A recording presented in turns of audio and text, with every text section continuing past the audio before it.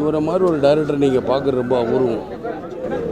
தமிழ் திரையுலகில் எத்தனை தலைமுறை வந்தாலும் இவரை மாதிரி, ஏன் இவரை மாதிரினா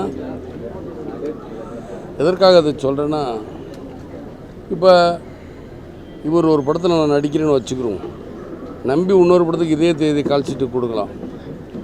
முழு படத்துக்கு 60 நாளும் கொடுக்கலாம். இவருக்கு 60 நாள் ஒதுக்கி, ஏன்னா சார் நான் 60 நாள் வேற ஆள் என்னை வந்து வம்பு பண்ணுறாங்க, நான் கொடுக்காம போங்க சார் அப்படிமா. ரொம்ப எதையுமே ஈஸியாக நான் ஒரு சின்ன என்ன சார் நீங்கள் இன்னொரு டிஆர் ராமண்ணாவாக இருக்கீங்களே அப்படிமே. அண்ணா வந்து எப்படின்னா இதே தான், அதை பற்றி கேர் பண்ண. அதே மாதிரி தான் இவரும் எதையுமே கேர் பண்ணுவோம். ஏன்னா சார் எனக்கு எப்போ வரீங்கன்னு கேட்பார். சார் 79 வரேன்னா 79 வாங்க, ஒரு 5-6 ட்ரெஸ்ஸை போட்டு எடுத்துக்கிறேன், நீ வாட்டு போயிருங்க. காம்பினேஷன் ஆர்டிஸ்ட்டை பூரா அவர் சொல்லி ட்ரெஸ்ஸை மாற்றி எடுத்துகிட்டு அப்புறம் க்ளோஸ் அப் தான். மீதி உள்ள சில எடுத்துக்காச்சு. இப்போ காலையில் வந்துட்டு சாயந்தரம் வரனா சாயந்தரம் மீதி எல்லாம் எனக்கு க்ளோஸ் அப் எடுத்துக்குவோம். அந்த மாதிரி கேரக்டர் அவர். அப்படிப்பட்ட இயக்குனர் வர மாட்டார். என் பையனுக்கு கூட அட்வான்ஸ் கொடுத்தாரு. அப்போ கூட நான் சொன்னேன், நீங்கள் தான் டைரக்ஷன் பண்ணு சார். என்கிட்ட வாரத்துக்கு ஒரு தடவை ஃபோனில் பேசுவார். யார்ட்டையும் ஃபோனில் பேச மாட்டார், என்கிட்ட ஃபோனில் பேசுவார். வாரத்துக்கு ஒரு தடவை ஃபோனில் பேசி வீட்டில் மிஸ்ஸஸ்கிட்ட சொல்லுங்கள் சார், சுற்றி போடுங்க, நல்லா இருங்க சார் அப்படிம்பார். நல்லா இருங்கன்னு சொல்கிற ஒரே இயக்குனர் எனக்கு தெரிஞ்சு சினிமாவில் இவர் தான். சினிமாவில் வந்து மார்க்கெட் இருந்தால் தான் பேசுவாங்க, மார்க்கெட் இல்லைன்னா பேச மாட்டேன். மார்க்கெட் இருந்தாலும் இல்லாவிட்டாலும் என்கிட்ட தொடர்பு இருந்தாலும் இல்லாட்டினா என்கிட்ட பேசிக்கிட்டு அவர் தான். அதான் நான் சொன்னேன், எப்பயுமே வந்து அவர் நல்லவர், வல்லவர். இன்றைக்கும் சொல்கிறேன், இன்றைக்கி என் பையனுக்கு அட்வான்ஸ் கொடுக்கும்போது நீங்கள் தான் டைரக்ஷன் பண்ண அடித்து சொன்னேன். இல்லை சார் இன்றைக்கி உள்ள இளைஞர்கள்லாம் வேறு ஆளாக வச்சு தான் டைரக்ஷன் பண்ணுமா. இல்லை என் பையனை நான் நடிக்க வைக்கிறேன் பாருங்கள் உங்கள் இதுலேயே அப்படின்னு. நீங்கள் டைரக்ஷன் பண்ண. ஏன்னா அவர் டயலாக், அவருடைய வசனங்கள் நடையெல்லாம் எனக்கு ரொம்ப பிடிக்கும் சார். ஏன்னா அவர் சும்மா இல்லை, இன்றைக்கி உள்ள மாதிரி எல்லாமே அவரால் செய்ய முடியும். நீங்கள் சுற்றுறாருன்னு சொல்லி சுற்றுறாருன்னா அவருடைய நீங்கள் செலவு பண்ண அதுக்கு தான் பாரு. எதுக்கு சார் நீங்கள் வேஸ்ட்டாக செலவு பண்ணுறீங்க பாரு, நான் இவ்வளோ தானே எடுக்க போகிறேன் பாரு. அந்த மாதிரி தான் நம்ம ஒரு தடவை அவரை வச்சு படம் எடுத்துட்டா அடுத்து வேறு இயக்குனர்கிட்ட ஆர்டியுமே போக மாட்டாங்க. அந்த மாதிரி நல்ல உள்ளம் படைத்தவர், நல்ல மனுஷன் கூட. அந்த மனுஷன் இன்றைக்கி இல்லைங்கிற மாதிரி அந்த அவர் ஆத்மா சாந்தியிட என்னுடைய இறைவனை வேண்டிக்கிறேன். என்ன பண்ணுற இந்த குடும்பத்திற்கும் குடும்பத்தை சேர்ந்தவங்களுக்கும் என் மனமார்ந்த எப்படி சொல்கிறதுன்னு எனக்கு புரியல. மனசுக்கு உண்டான கஷ்டமாக இருக்குது. நல்ல மனிதன், அவர் ஆத்மா சாந்தி அடையணும். அவருக்கு குடும்பத்தில் இருக்கவங்களாம் நிறைவாக நல்லபடியாக வாழணுங்கிறது என்னுடைய தாழ்மையான கருத்துக்கள் தெரிவித்து கொண்டு போயிருக்கிறேன். ஒரு மிகப்பெரிய ஒரு மனிதர், ஒரு நல்ல மனசுள்ள ஒரு மனிதர், நல்ல தகப்பன், நல்ல ஃபேமிலி மேன். என்னை வந்து இந்த சினிமா திரையுலகத்துக்கு இன்ட்ரடியூஸ் பண்ண மிகப்பெரிய ஒரு டைரக்டர். எனக்கு சினிமாவில் வாய்ப்பு கொடுக்கறது மட்டும் இல்லாமல் தங்கிறதுக்கு அவருடைய வீடு கூட கொடுத்து பண்ண ஒரு பெரிய மனசுள்ள ஒரு ஆள். இன்றைக்கி அவர் வந்து திரையுலகத்துக்கு மிகப்பெரிய இந்த மாதிரி ஏதாவது ஒரு நேரத்தில் பெரிய லாஸ்ன்னு சொல்கிறோம். ஆனால் உண்மையிலேயே மிகப்பெரிய ஒரு சினிமா இண்டஸ்ட்ரிக்கு அவர் வந்து நான் நிறைய படம் அவருடைய டைரக்ஷனில் நிறைய படங்கள் நான் நடிச்சிருக்கேன். ஒரு நாள் வந்து அவர் யாருமேலேயும் கோச்சிக்கிட்டவர் கிடையாது. அவருக்கு வந்து அவரை பிடிக்காதவங்கிற ஆளே இல்லை. எல்லாருக்கும் ராமநாதன் சார் வந்து அவ்வளோ பிடிக்கும். இன்றைக்கி அவர் இல்லைன்னு சொல்லக்கூட மனசு வர மாட்டேங்குது. அவருடைய ஆத்மாவுக்கு சாந்தி கிடைக்கணும். திரை வசனகர்த்தா, தயாரிப்பாளர், இயக்குனர் திரு ராமநாராயணன் அவர்கள் இயற்கை எழுதிய செய்தி கேட்டு நான் ரொம்ப அதிர்ச்சி ஆகிட்டேன். அவர் எடுத்த படங்களில் கிட்டத்தட்ட 90% படங்களில் நான் நடிச்சிருக்கிறேன். நான் அவர்கிட்ட சம்பளம்னு கேட்டதே கிடையாது. முதல் நான் நடித்த படத்துக்கு தான் கேட்டேன். அதுக்கப்புறம் அவருடைய நட்பானது என்னை ரொம்ப ஈர்த்தது. அதனால் சம்பளம்னு கேட்க என்னால் முடியல.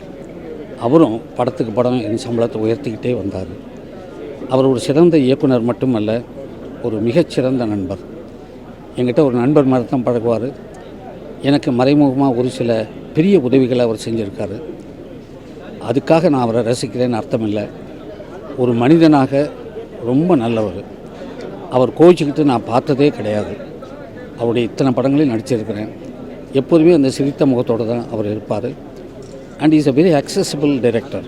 அதாவது யார் வேணாலும் அவர் அருகில் சென்று தாராளமாக தன்னுடைய ஐடியாஸையோ தன்னுடைய இதை சொல்லலாம். மற்ற ஒரு சில டைரக்டர் மாதிரி இல்லை அவர். அதனால் ரொம்ப ஈஸியாக அவரை நட்பு கொள்ளக்கூடிய ஒருத்தர். அவருடைய மறைவு என்னால் மறக்க முடியாத ஒன்று. என்னுடைய சினிமா வாழ்க்கை 49 வருடங்களில் மிக குறைவான ஒரு சிலரை என்னால் மறக்கவே முடியாது. அந்த லிஸ்ட்டில் காலம் சென்ற அமரர் திரு ராமநாராயணன் அவர்களும் ஒருவராவர். நன்றி.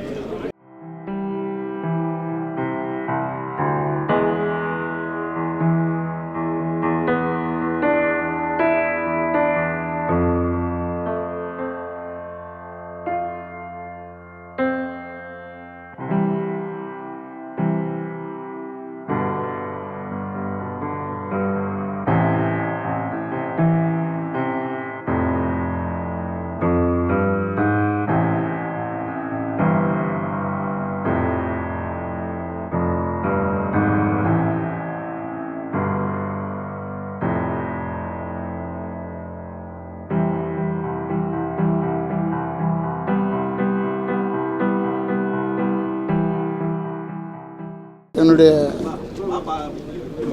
அன்பு இயக்குனர், என்னுடைய அன்பு அண்ணன், அதாவது அவர் என்னை பொறுத்தளவில் எனக்கு வருஷத்துக்கு நான் 18 படம் 20 படம் செஞ்சுருக்கேன் அவர்கிட்ட. அந்தளவுக்கு ஒரு நல்ல மனுஷன். ஒன்றே எங்கள் இயக்குனர் ராமநாராயணன் ஒரே ஒரு விஷயம் என்னென்னா, அவர் ஃபேமிலியாக இருக்கட்டும், இல்லை சினிமாவாகட்டும், கலைத்துறையாகட்டும், இல்லை என்றால் அரசியலாகட்டும், எதுவாக இருந்தாலும் அத்தனை பேருக்குமே அவர் லாபம் கொடுத்தவரே தவிர நட்டத்தை கொடுத்ததே இல்லை.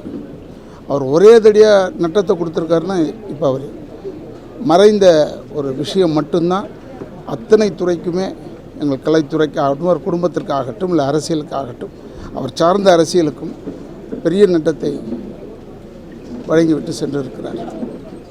அவரை போல் நல்லவர் கிடையாது. வெற்றி என்றால் ராமநாராயணன் என்றால் வெற்றி. அவருடைய ஆத்மா சாந்தி அடைய பிரார்த்திக்கின்றேன். கலையுலகத்துக்கு ஒரு மிகப்பெரிய ஒரு இழப்பு. ஏன்னா 1977ஆம் ஆண்டு துவங்கி இறுதி வரை கலைத்துறைக்கு சேவை செய்து மறைந்த ஒரு மாமனிதர்னு சொல்லணும். கலையுலகத்துக்கு பொதுச்செயலாளர் சொன்னது போல், நடிகர் சங்கத்து பொதுச்செயலாளர் சொன்னது போல் மிகவும் இனிமையானவர். எந்த ஒரு டிசிஷன் எடுத்தாலும் அந்த நாங்கள் நடிகர் சங்கத்திலேருந்து ப்ரொடியூசர்ஸ் கவுன்சில் தலைவராக இருக்கும்போது கூட அது நிதானம் இருக்கும். அதே மாதிரி தான் அவருடைய வாழ்க்கையும் நிதானமான ஒரு வாழ்க்கை. கலையுலகம் சரி, 9 லாங்குவேஜில் படம் எடுத்திருக்காருன்னா பெரிய விஷயம். அது ஒரு கதாசிரியராக அதுக்கப்புறம் டைரக்டர், ப்ரொடியூசர் 125 படங்கள் எடுத்திருக்காரு. மிகப்பெரிய ஒரு சாதனையாளர்னு தான் சொன்னோம். கலையுலகத்துக்கு மிகப்பெரிய ஒரு இழப்பு. ராமநாராயணன் சார் எனக்கு ரொம்ப வருஷமாக பழக்கம். முதல்ல அவர் ஒரு ப்ரொடியூசராக எனக்கு தெரியும். வேலும் மயிலும் துணைன்னு அது எங்கள் அப்பா நடித்த கடைசி படம்னு நினைக்கிறேன். அந்த படத்தில் நானும் நடிச்சிருக்கேன். பட் அவரோட நடிக்கலை, ஆனால் ஒரே படத்தில் நடித்த பெருமை. அப்பத்துலேருந்து இன்னும் கடைசி வரைக்கும் ஒரே மாதிரி இருந்தவர்.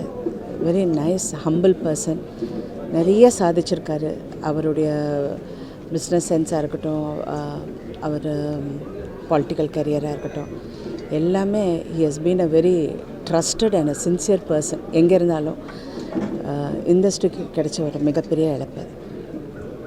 திரு ராமநாராயணன் அவர்கள் நேற்று தான் நியூஸில் பார்த்தேன்.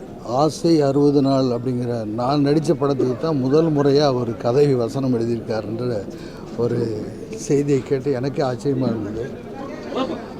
அவர் படங்கள் நிறைய படங்கள் நான் பண்ணியிருக்கேன். அவரும் இந்த காரைக்குடி நாராயணன் அவங்களும் சேர்ந்து 2 பேரும் நிறைய படங்கள் பணியாற்றியிருக்காங்க. அந்த காலத்துலேருந்து எனக்கு தெரியும். மிகவும் நல்லவர், வல்லவர், எல்லாத்துலேயும் கெட்டிக்காரர்.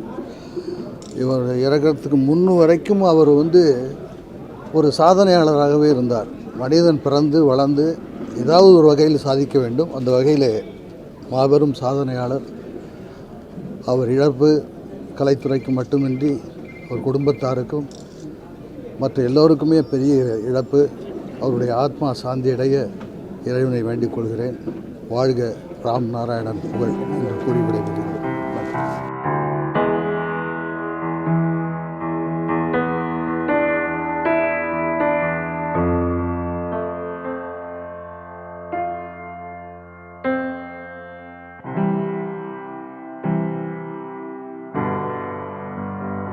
திரு ராமநாதன் சாரோட இழப்பு ஒரு பெரிய இழப்பு.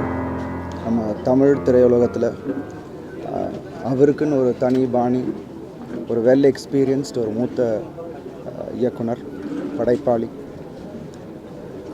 அவரோட படைப்புகள் எல்லாமே வந்து குழந்தைகள் முதல் பெரியவர்கள் வரையும் எல்லாரையும் கவரக்கூடிய படைப்புகளாக பண்ணியிருந்தார். அவர் கூட என்னால் ஒர்க் பண்ண முடியலனாலும் நிறைய விஷயங்கள் அவரை பற்றி கேள்விப்பட்டிருக்கேன். எப்போதுமே அவர் ஒரு சிரிச்சுட்டே இருப்பார், எந்த ஒரு விஷயத்தையும் ரொம்ப கூலாக எடுத்துப்பார். அண்டு எப்படி உட்பட்ட ஒரு கஷ்டமான சுச்சுவேஷனாக இருந்தாலும் அது வந்து இப்போ ஒரு தவறு ஷூட்டிங்கில் நடந்துட்டால் கூட அது எடிட்டிங் டேபிளில் வந்து அதை கரெக்ட் பண்ணுவார் அப்படின்னு சொல்லியிருக்காங்க. ஸோ அந்த மாதிரி சின்ன சின்ன நுணுக்கங்கள் எல்லாம் தெரிஞ்ச ஒரு இயக்குனர். ஸோ அவரோட இந்த இழப்பு நம்ம இண்டஸ்ட்ரிக்கு ஒரு பெரிய இழப்பு தான். இந்த மறைவுக்கு அவங்க குடும்பத்தாருக்கு என்னுடைய ஆழ்ந்த அனுதாபத்தை தெரிவிச்சுக்கிறேன்.